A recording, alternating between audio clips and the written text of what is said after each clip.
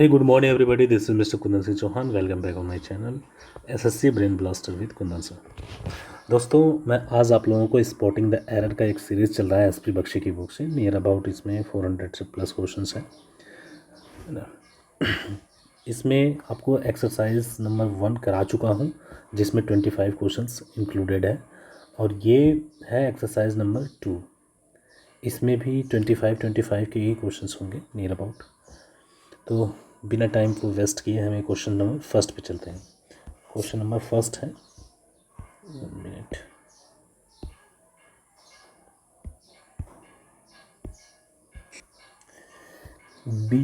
Beware of fair weather friends who is neither a friend in need nor a friend in deed।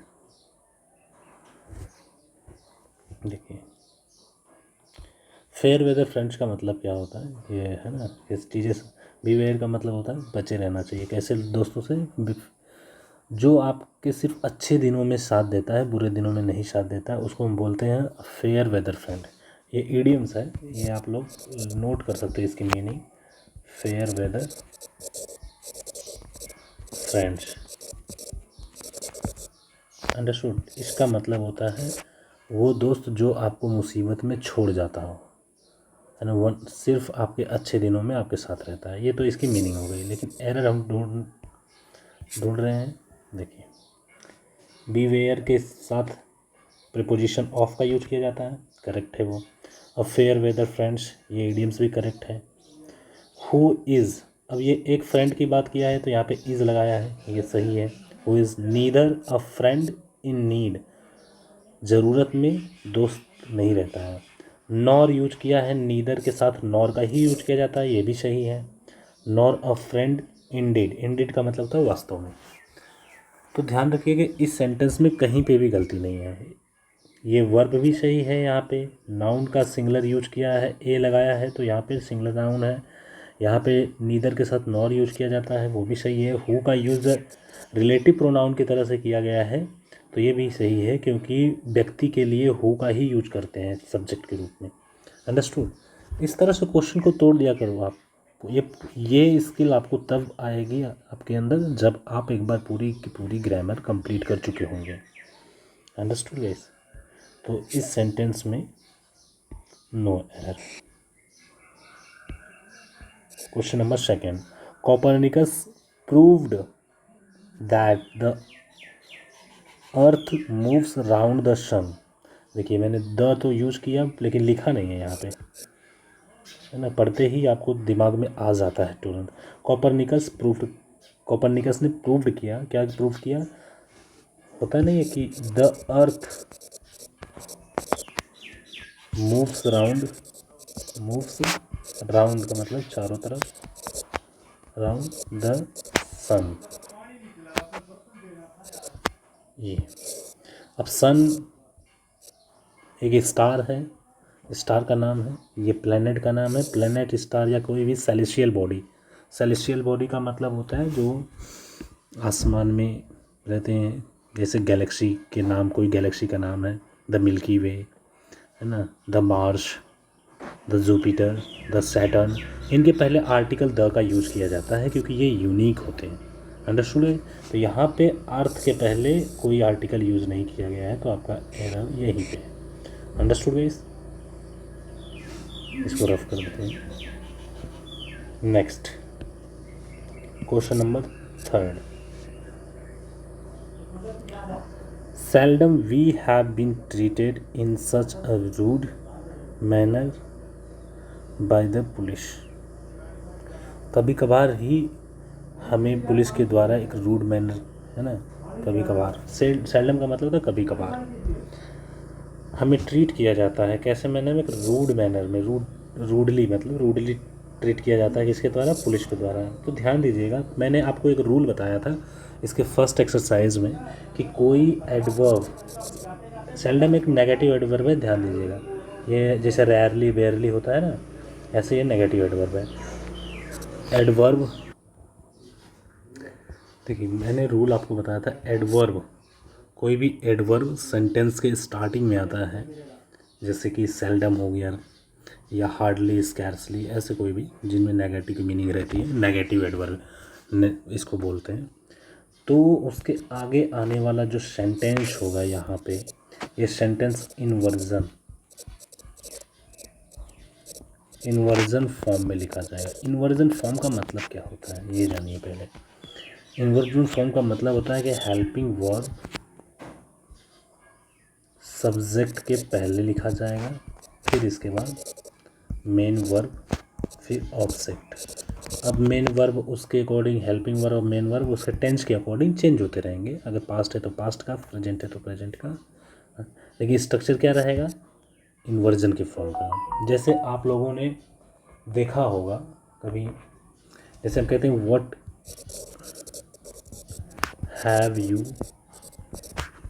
Purchased, what have you purchased, तुमने क्या खरीदा है, फिर यहाँ पे question mark लगा होता है।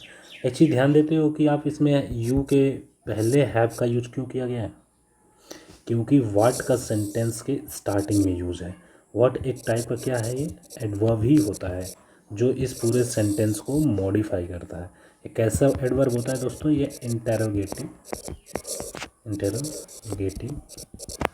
एडवर्ब होता है जो सेंटेंस को मॉडिफाई करता है।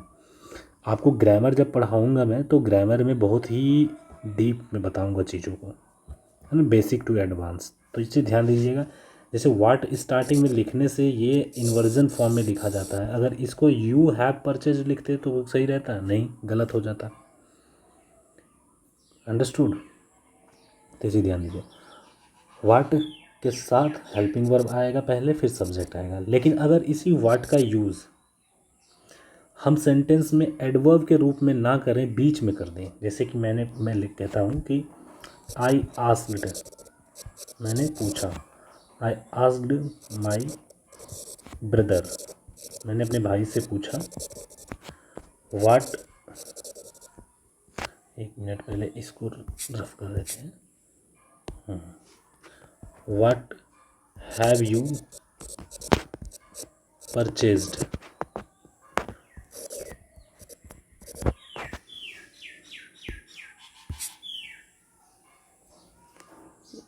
एक minute, what have you purchased.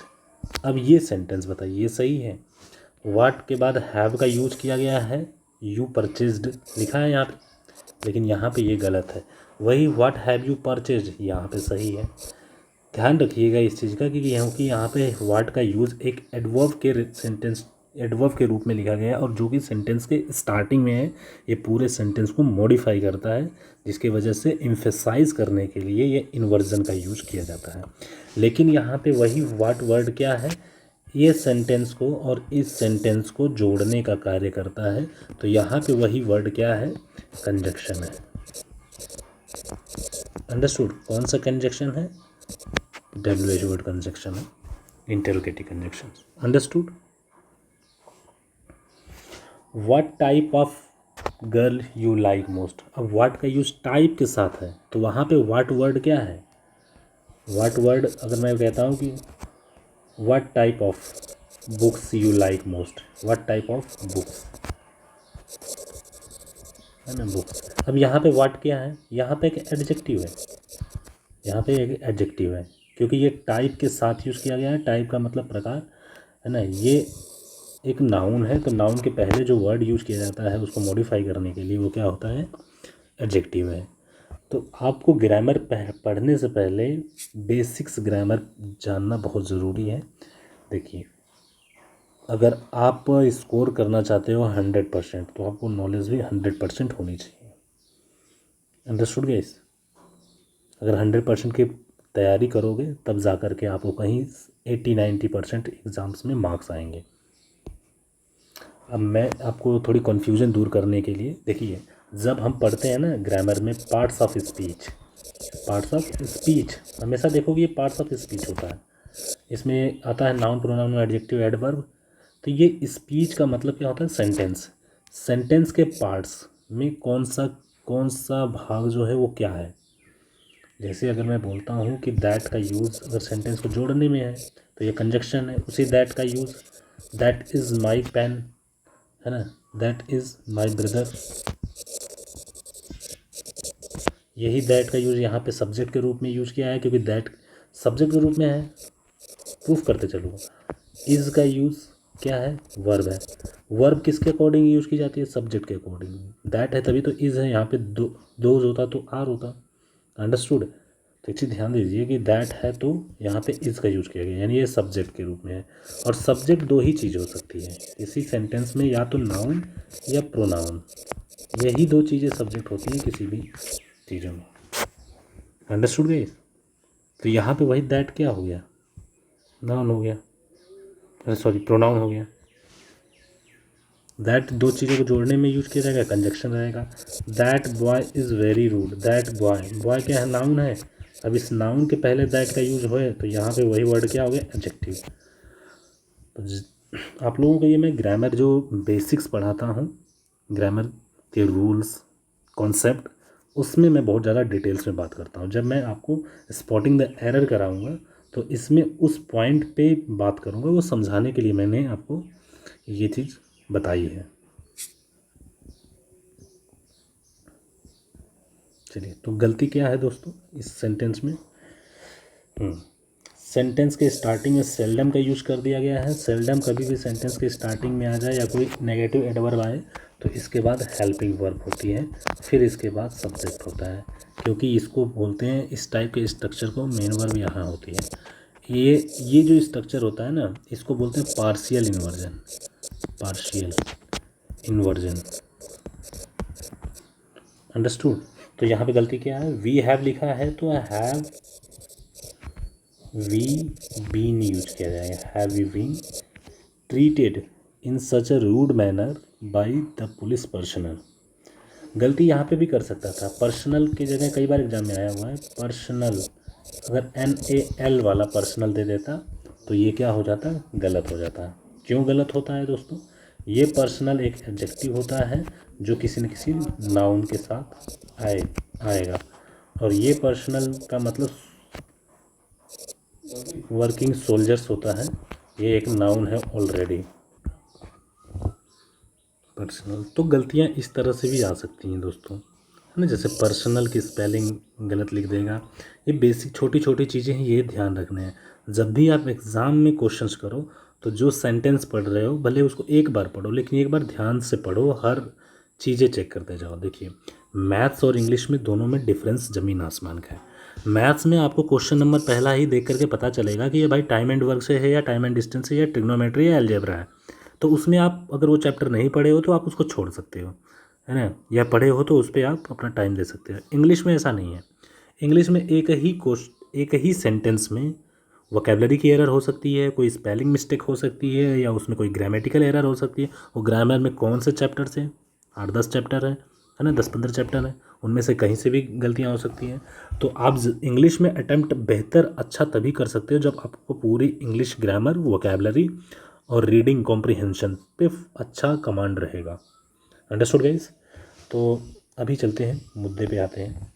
तो ये समझ में आ गया होगा, सेल्डम हैव वी बीन आएगा, यहाँ पे वी हैव बीन की जगह पे have we been treated in such a rude manner by the police personal.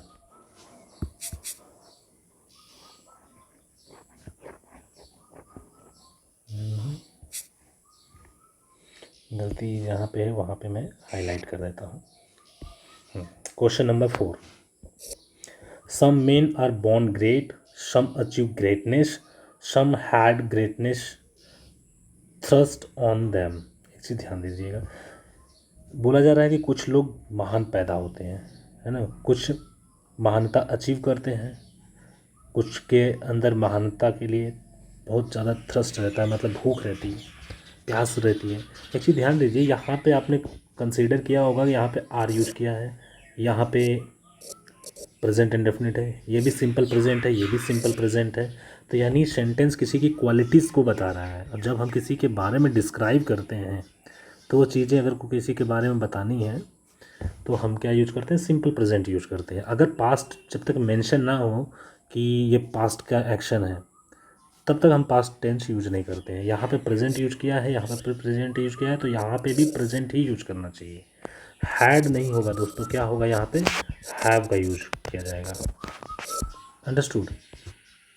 बहुत बेसिक सी गलती है। या आप कह सकते हो कि जब भी दो या दो से अधिक सेंटेंस किसी कंजक्शन एंड से या किसी भी कंजक्शन से जोड़े गए हैं तो वो सब एक ही टाइप के सेंटेंस में होने चाहिए, एक ही टाइप का टेंस यूज किया जाना चाहिए, कॉन्ट्राडिक्टरी नहीं कि एक प्रेजेंट में है एक पास्ट में है। अंडरस्टूड गए। पैरेलल सेंटेंसेस यूज किए जाने चाहिए। पैरेलल का मतलब कि same type of tense use किया जाना चाहिए। तो इसमें गलती क्या है यहाँ पे।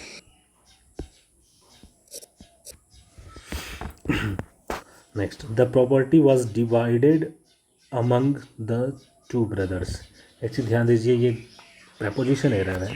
प्रपोजिशन में आपने देखा होगा बिटवीन का यूज किया जाता है बिटवीन दो के लिए, अमंग का यूज किया जाता है या फिर अमंगस्ट यूज किया जाता है दो से अधिक, टू प्लस पर्सन या थिंग्स के लिए, मतलब दो से अधिक के लिए।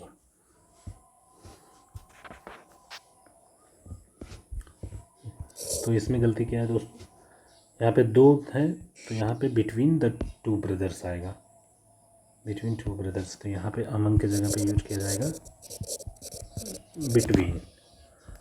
Understood guys. Next, I am quite certain. अब यहाँ पे देखिए QUITE, क्वाइट सर्टेन की बात किया जा रहा है। मैं पूरे तरह से या बिल्कुल, है ना, क्वाइट का मतलब होता है कंप्लीट।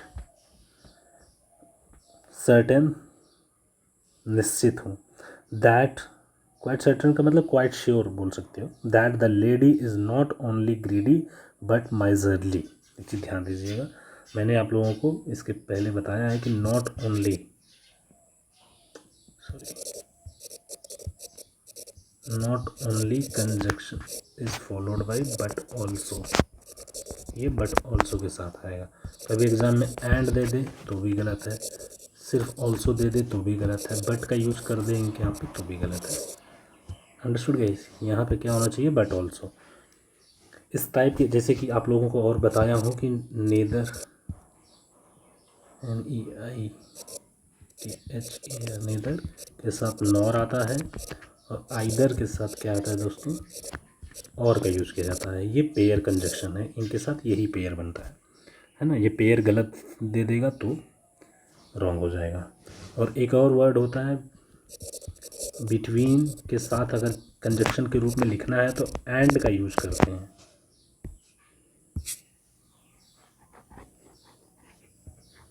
बिटवीन के साथ क्या यूज करते हैं, एंड का यूज करते हैं।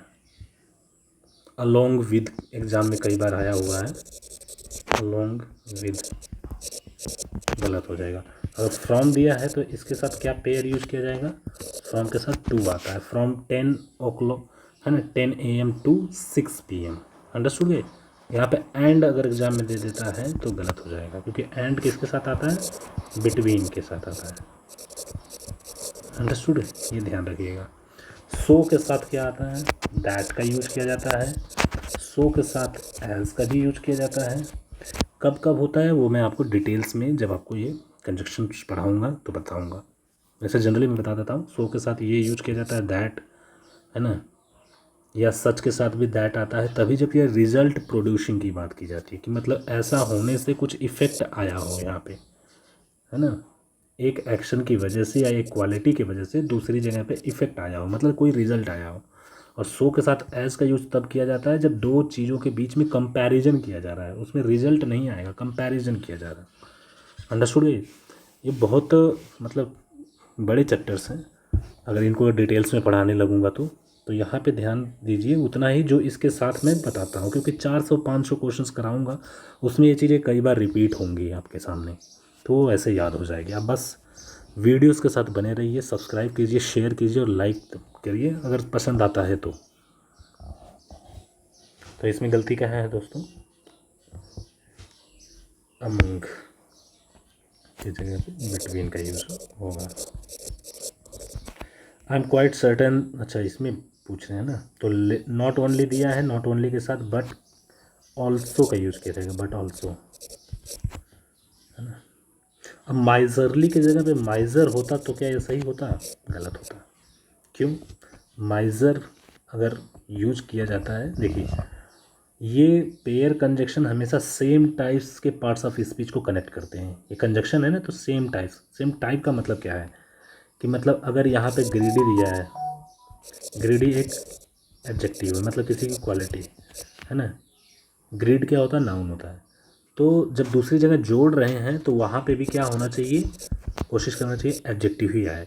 और माइज़र जो वर्ड है वो एक नाउन है, ना कि एडजेक्टिव है। तो यहाँ पे माइज़र ना लिख करके क्या होगा? माइजरली का यूज़ किया जाएगा, क्योंकि माइजरली क्या है? एक एडजेक्टिव है। अंडरस्टूड? ये एडजेक्टिव क्यों यूज किया जाएगा? क्योंकि ग्रीडी यूज किया गया है पहले, जो नॉट ओनली कनेक्ट कर रहा है ग्रीडी को, जो कि एक एडजेक्टिव है। तो पैरेलली ध्यान दीजिएगा कि बट ऑल्सो भी एक किसी न किसी एडजेक्टिव को ही कनेक्ट करेगा। Understood guys? Because conjunctions are use to connect, है ना। जिस तरह के कंजक्शंस होते हैं, पेयर कंजक्शंस हैं, तो वो सेम टाइप्स के पार्ट्स ऑफ स्पीच को कनेक्ट करेंगे। Understood guys? तो इसको अभी हम रफ करते हैं यहाँ पर। पॉज करके आप नोट डाउन करना चाहते हैं तो कर लीजिएगा वैसे, है ना, क्योंकि ये तो मैं खुद रफ कर दे रहा हूँ, तो आपको ऐसे फॉर्म में मैं प्रोवाइड भी नहीं करा सकता। कोशिश करूँगा इसका कुछ और अल्टरनेट बनाने का। नेक्स्ट क्वेश्चन नंबर 6 हो गया। गलती कहाँ है? ये पार्ट, सी पार्ट में, सॉरी यहाँ पे हटाइए इसको, सिर्फ सी पार्ट में बट ऑल्सो। फिर ये 7 नंबर, there are a number of reasons, बहुत सारे रीजन्स है ना। I don't like him but his selfishness is intolerable. His selfishness is intolerable.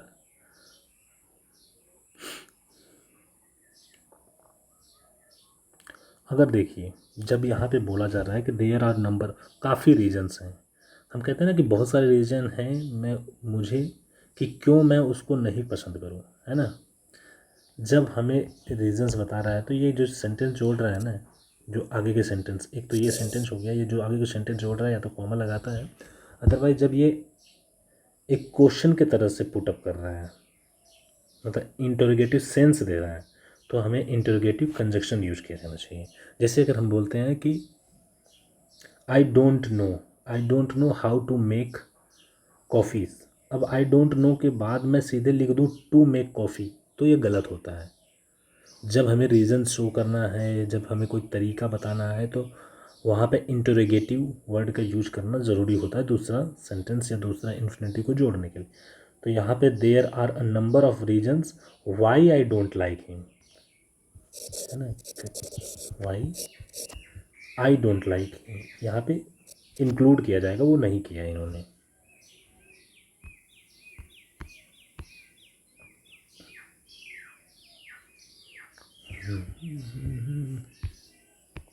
चलिए question number 8, I have read an interesting book yesterday and underlined the new words which are simple but effective। देखिए, मैंने कल एक interesting book पढ़ी और underline किया कुछ words को जो बहुत सिंपल लेकिन काफ़ी प्रभावशाली थे, इफ़ेक्टिव थे। एक चीज़ ध्यान दीजिएगा, कभी भी किसी सेंटेंस में यस्टरडे वर्ड यूज किया गया हो जो कि पास्ट के टाइम को डिनोट करता हो, एगो जैसे 2 ईयर्स एगो, 3 डेज एगो, है ना, और पास्ट का कोई और टाइम हो, इन 1975, जैसे ये भी कोई पास्ट का टाइम है, इन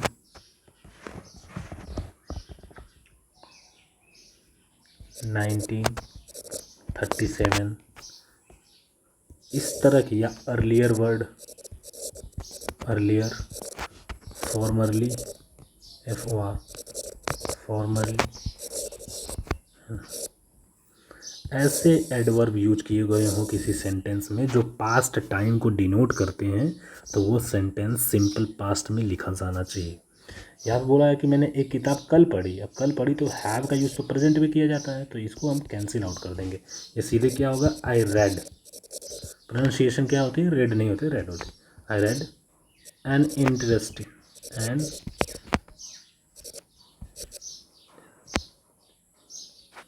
sorry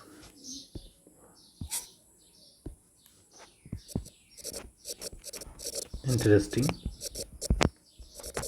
book yesterday book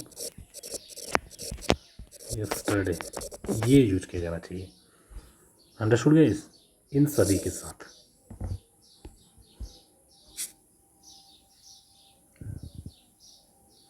have का यूज़ यहाँ से डिलीट कर दीजिए, उसको सिंपल पास्ट रखेंगे। आगे भी सेंटेंस देखिएगा, आगे यहाँ पे भी तो सिंपल पास्ट लगाया है इसने, यहाँ पे उसने अंडरलाइन किया कुछ वर्ड्स को जो कि सिंपल और इफ़ेक्टिव हैं। अंडरलाइन करने का जो एक्शन था ये पास्ट में ही होगा, जब किताब पढ़ा होगा उसी टाइम पर अंडरलाइन किया होगा। तो यहाँ पे इंडिकेशन तो दे ही दिया था कि ये पास्ट में लिखा है, ये पास्ट में नहीं लिखा था, हैव रेड यूज किया गया था जो कि प्रेजेंट परफेक्ट का है। अंडरस्टूड गाइस, तो इसको पास्ट में, सिंपल पास्ट में यूज करेंगे, यानी वर्ब की सेकेंड फॉर्म लगाएंगे सब्जेक्ट के जस्ट बाद। Question number 9, he can not be trusted, उस पर भरोसा नहीं किया जा सकता with important secret information, otherwise I would have made him my assistant.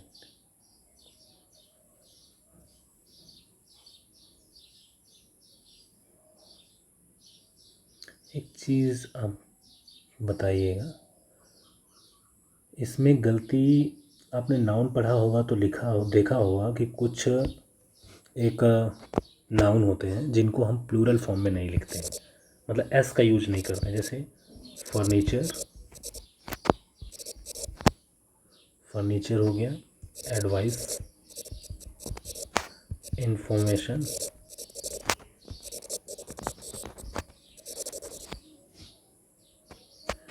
Evidence,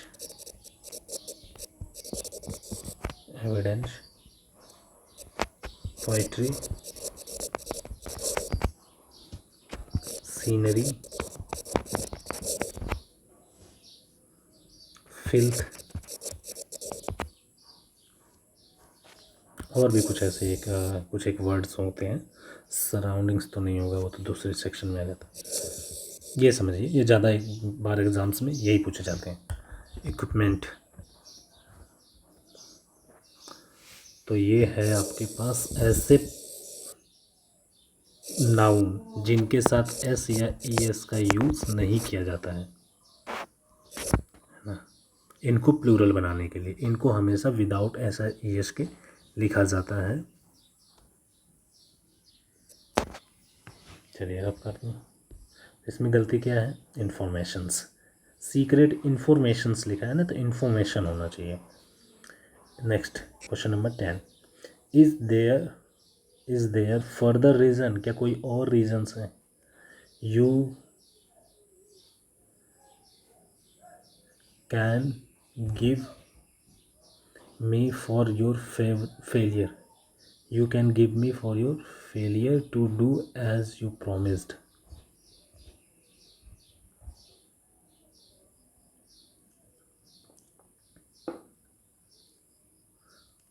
basic गलतियाँ।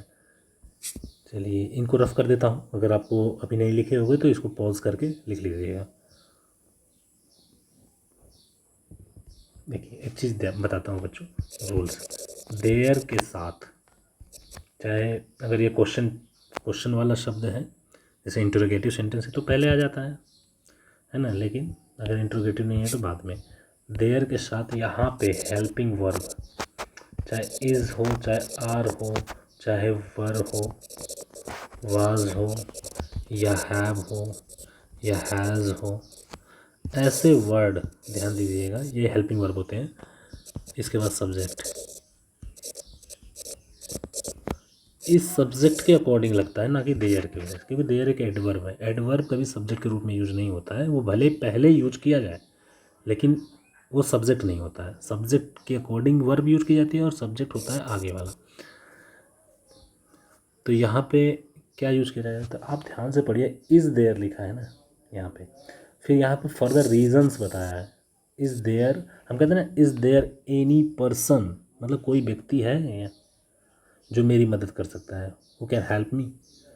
तो यहाँ पे एक पर्सन की बात करते हैं तो वहाँ पे इज़ देयर कहते हैं। हम कहते हैं आर देयर मेनी रीजंस, क्या वहाँ उसके पास बहुत सारे रीजंस थे। तो यहाँ पे हम फर्दर रीजंस यूज किए हैं दोस्तों, तो इज़ नहीं होगा यहाँ पे क्या होगा, आर होगा। Understood. During the final minutes of speech the speaker requested to the audience to have patience.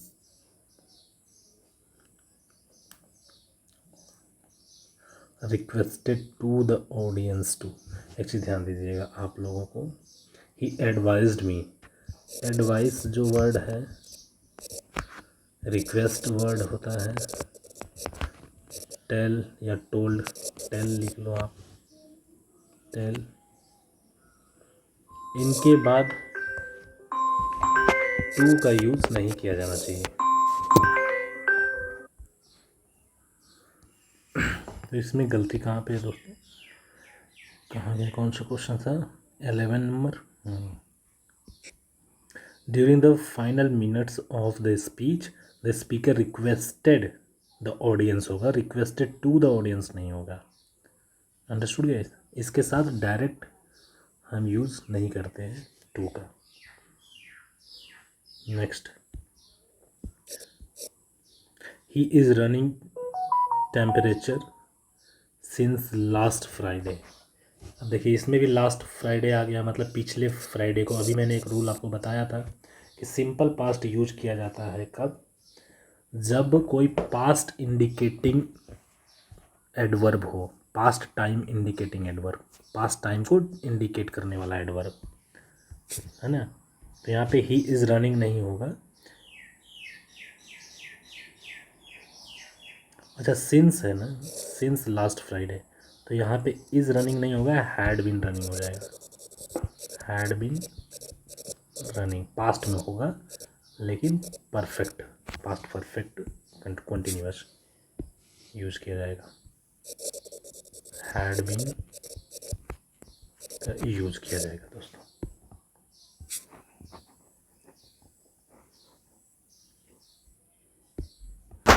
Next, travel agents around the world have come to rely on computers to book seats in air flights or rooms in hotels either today or a year from now। Pause करके आप लोग find out करने की कोशिश किया करिए sentence में error.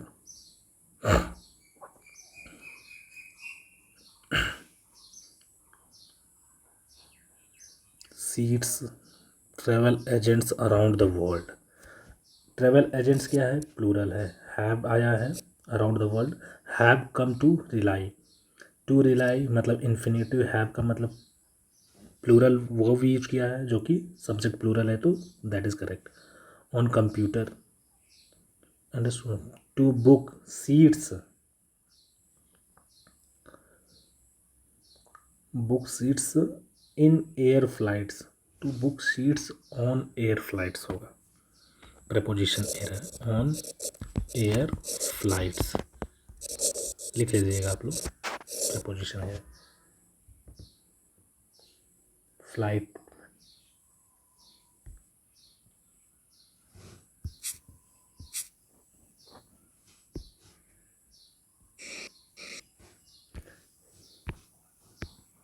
Question number 14, she expressed her gratitudes, आभार होता है, ग्रेटिट्यूड का मतलब आभार, एक्सप्रेस्ड हर ग्रेटिट्यूड आभार व्यक्त करना, to all those who had supported her, जिन उन सभी का आभार व्यक्त की जिन्होंने उसको सपोर्ट किया था। अच्छी ध्यान देना दोस्तों, ग्रैटिट्यूड ग्रैटिट्यूड जो है अब्स्ट्रैक्ट नाउन है, और अब्स्ट्रैक्ट नाउन को प्लूरल एस या ई एस के साथ नहीं लिखा जाता है। जैसे I have love for you, noun के रूप में आई हैव लव, ये भी क्या है, फीलिंग्स है, तो लव्स गलत होता है। I have loves for you wrong होगा, for you in my heart गलत है। अंडरस्टूड।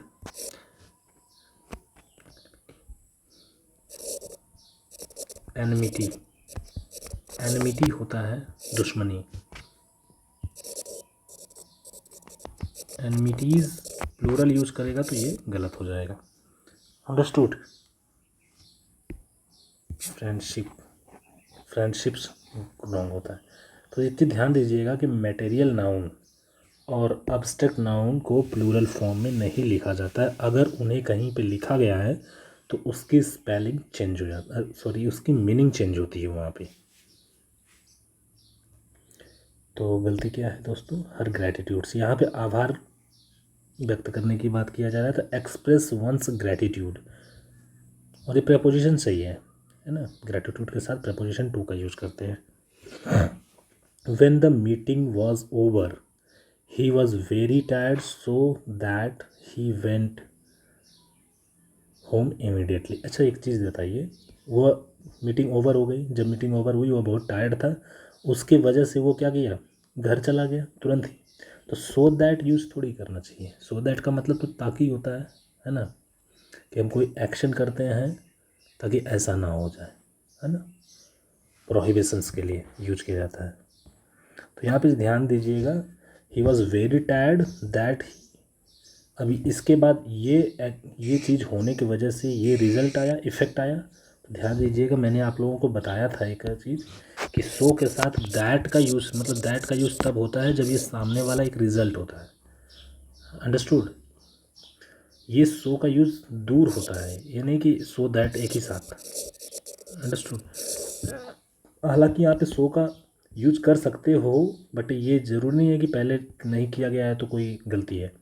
ही वॉज, अगर यहाँ पे बोल सकते थे he was so tired that he went home immediately, तो भी ठीक होगा। He was very tired that he went home immediately, तभी भी सही होगा। ये सो का यूज़ यहाँ पे अननेसेसरी है, ये मीनिंग को चेंज कर देगी। सो दैट का मतलब होता है ताकि, जैसे कि मैं कमाता हूँ ताकि मेरा परिवार अच्छी तरह से जी सके या अच्छा खाना खा सके। Understood guys. I am earning money so that my family may have good foods. Understood guys. So that वहाँ पे यूज किया जाएगा संभावना के लिए। Question number 16, modern man must pull himself of together and act his part in life as God's own most favorite creature. Modern man pull oneself together मतलब साथ चलना, है ना, अपने आप को झोंक देना किसी चीज़ में, है ना, शिद्दत से मेहनत करना, ये होता है। तो पुल ऑफ नहीं होता है, ध्यान दीजिए, ये पुल टुगेदर होता है, पुल टुगेदर। अंडरस्टूड। यहाँ पे ऑफ का यूज़ अननेसेसरी है, इसको कैंसिल आउट कर देना चाहिए, गलती है, सिर्फ टुगेदर आएगा। There would be fewer follies and happiness and good feeling all around if we applied the scientific attitude for all our affairs. देखिए, हम कहते हैं कि we applied scientific attitude towards all affairs, या टू, एटीट्यूड, ग्रैटिट्यूड, इनके साथ preposition to का use करते हैं, है ना। तो यहाँ पे प्रेपोजिशन एरर है, यहाँ पे टू का यूज किया जाना चाहिए। देखिए, ये कुछ होते हैं वर्ड रिलेटेड प्रेपोजिशंस, मतलब वर्ड के अकॉर्डिंग प्रेपोजिशन, जिनको फिक्स्ड प्रेपोजिशन बोलते हैं। असेंट, जैसे मान लीजिए हम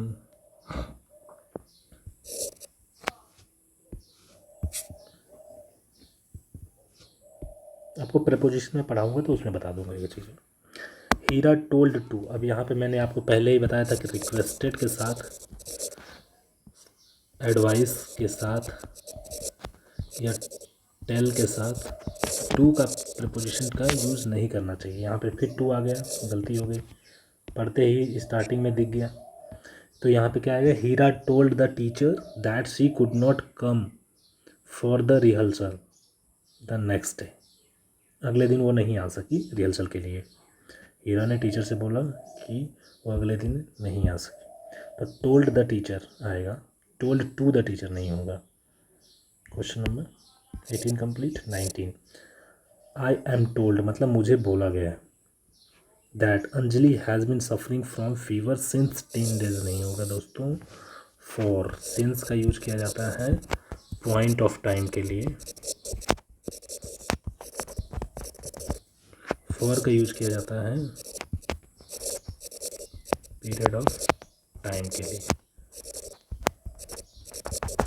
अंडरस्टूड। तो सिंस और फॉर में ये डिफरेंसेस होते हैं। अब जैसे पॉइंट ऑफ टाइम क्या होते हैं, 1947 लास्ट मंडे, मॉर्निंग इवनिंग ऐसे करके है ना, मॉर्निंग इवनिंग ऐसे करके हो, या मंडे ट्यूसडे इस तरह से, या 2 o'clock 2 AM या 2 o'clock, किसी पॉइंट दिया हो मई 15 अप्रैल ऐसे लिखा हो, तो ये सभी क्या होते हैं, पॉइंट ऑफ टाइम होते हैं। Understood guys. और फॉर का यूज़ पीरियड ऑफ टाइम, जैसे 2 घंटे 4 घंटे 8 घंटे, 2 महीने 4 महीने 6 महीने। Understood guys. 2 हफ्ते 4 दिन 10 दिन, एक पीरियड बताया गया हो, कुछ टाइम का एक पीरियड हो। तो यहाँ पे तो 10 क्या है, 10 डेज है। 10 डेज क्या है, एक पीरियड है। पीरियड के लिए सिंस यूज़ नहीं करेंगे, यहाँ पे क्या होगा दोस्तों, फॉर का यूज़ किया जाएगा। एरर पार्ट यही है। Question number 20, the armed forces have been working around the clock मतलब दिन रात काम करना। वर्किंग अराउंड द क्लॉक का मतलब हमेशा टू ब्रिंग अ अच्छा असेंबलेंस ऑफ नॉर्मेलिटी मतलब सामान्य करने के लिए कोई चीज़। In the flood affected area, flood affected area को सामान्य बनाने के लिए दिन रात एक कर रहे हैं, दिन रात। देखिए वर्किंग राउंड द क्लॉक होता है दोस्तों, अराउंड लिखा है ना, देखिए यहाँ पे भी स्पेलिंग एरर दे दिया है, अराउंड यूज़ नहीं करते हैं, ये ईडियम्स होता है round the clock. Round the clock का मतलब लगातार काम करना है ना, दिन रात एक काम करना किसी चीज़ पे, round the clock.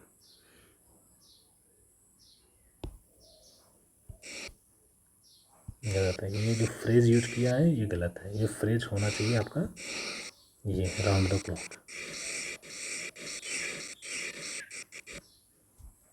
Got it. Question number 21,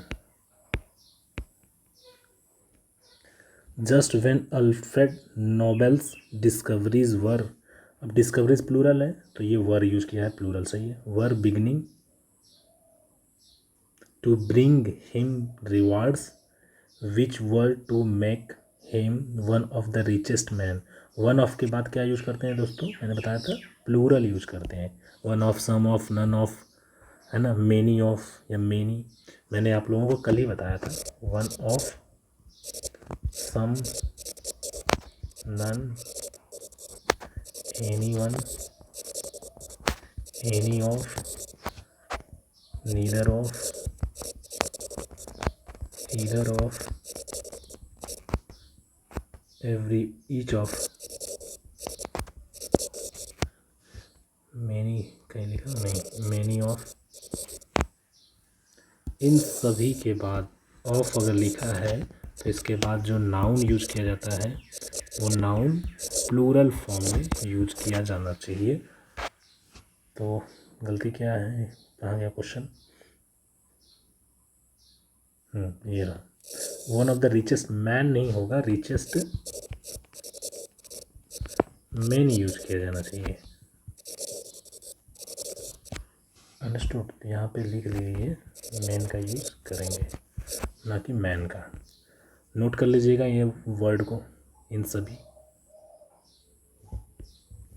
next, this is the second communications we have sent and we are much surprised at receiving no answer. This is the second communication. Second communication है जो हमने भेजा है। And we are much surprise, और हम बहुत surprised हैं किस पे, किस चीज़ पे। सरप्राइज के साथ प्रीपोजिशन एट का यूज़ करते हैं दोस्तों, ध्यान दीजिएगा। Surprised at receiving no answers. Surprise है कि उधर से कोई आंसर्स नहीं आया, नो एरर दोस्तों, इसमें कोई गलती नहीं है। अगर सरप्राइज ऑन आता तो गलती हो सकती थी। Next, several guests noticed mister Sharma falling back in his chair and gasping for breath, है ना। फॉलिंग बैक इन चेयर मतलब गिर जाना, चेयर में गिर जाना। ऑन द चेयर नहीं होता है दोस्तों, ध्यान देना। चेयर के लिए इन का यूज़ करते हैं। ये भी कई बार आप ऑन द टेबल होता है, वो करेक्ट होता है, I am sitting on the table. लेकिन चेयर उसको बोला जाता है जिसमें दो डंडे है ना, लेफ्ट और राइट में लगे होते हैं। हमेशा उसके लिए इन द चेयर यूज़ किया जाता है, तो उसमें नो एरर है इसमें भी। Long life is good if one be happy and has friends. 24। One क्या है, सब्जेक्ट है। वन इज़ हैप्पी, जब यहाँ पे नॉर्मल यूज किया है। वन बी हैप्पी नहीं, वन इज़ हैप्पी। और वैसे भी अगर आप ग्रामेटिकली मेरे से पूछोगे ग्रामेटिकली कैसे सर गलत है ये, तो ग्रामेटिकली वैसे भी वन के साथ हम क्या यूज़ करते हैं, सिंगुलर यूज़ करते हैं। बी का मतलब अगर होने से या कुछ रहने से है, तो वैसे ये गलत है। वन बीइंग हैप्पी करेक्ट हो जाता है क्योंकि प्रेजेंट पार्टिसिपल लगता है। बी इंडेफिनिट में आ जाता है क्योंकि वर्ब की फर्स्ट फॉर्म है ना। वर्ब की मेन वर्ब की फर्स्ट फॉर्म हमेशा अपने आप में क्या होती है, प्लूरल होती है। तो वन के साथ तो वैसे ही बी यूज नहीं कर सकते हैं, तो या तो वन बीइंग हैप्पी यूज कर सकते हो या one is happy and has friends ये यूज कर सकते हो। तो गलती क्या है दोस्तों, यहाँ पे गलत है। Next and the last of this series, his assistants have and are still doing excellent work for the organization। देखिए यहाँ पे हैव का यूज किया है, लेकिन हैव किसके लिए यूज किया गया है, ये तो सब्जेक्ट प्लूरल है, हैव यूज है। यहाँ पे भी आर यूज है, मतलब प्लूरल वर्ब यूज है। लेकिन ध्यान दीजिएगा कि हैव के बाद जो मेन वर्ब आता है वो मेन वर्ब थर्ड फॉर्म में होता है। तो यहाँ पे have done, have done use किया जाएगा।